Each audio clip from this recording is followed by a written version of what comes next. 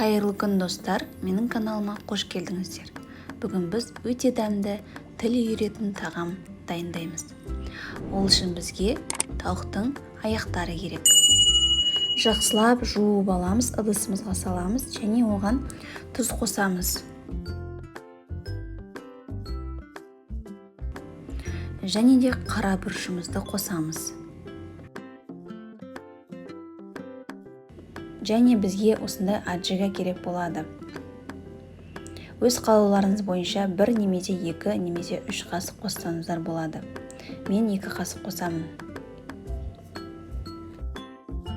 Және бізге майонез керек болады.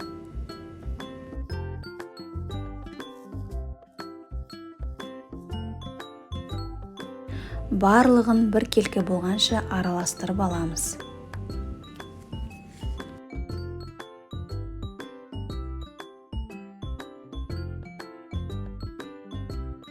Араластырып болғаннан кейін 2 қасық сұйық май қосатын боламыз. Мен көз мөлшермен қостым.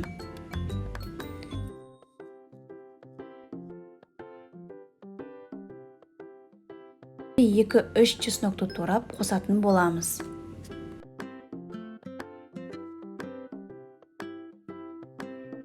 Өздеріңіздің қалауларыңыз бойынша сәбіз немесе болгар бұрышын қоссаңыздар болады. Және үстінен картошкамызды салатын боламыз. Жақсылап барлығын бір келкі болғанша араластырамыз.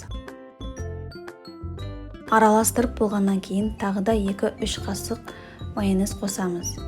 Және де үстіне жарты стақан су құямыз.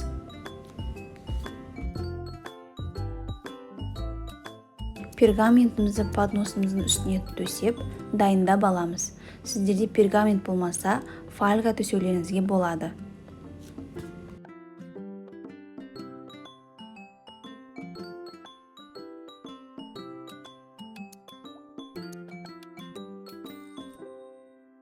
Тауық аяқтарын салып болғаннан кейін картошкамызды саламыз.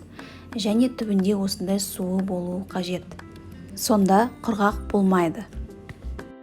Табамызға бір елкетіп араларын ашып жайғастыратын боламыз. 180 градуста 40-45 минут пісіретін боламыз.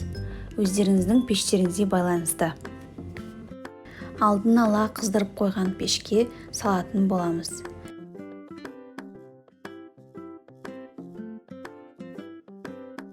Кешкі асымыз дайын.